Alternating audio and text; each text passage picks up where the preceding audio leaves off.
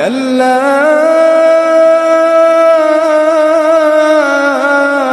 إذا بلغت التراقي كلا إذا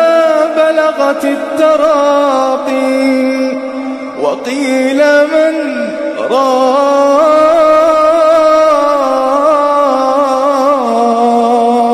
وظن أنه الفراق والتفت الساق بالساق إلى ربك يومئذ المساق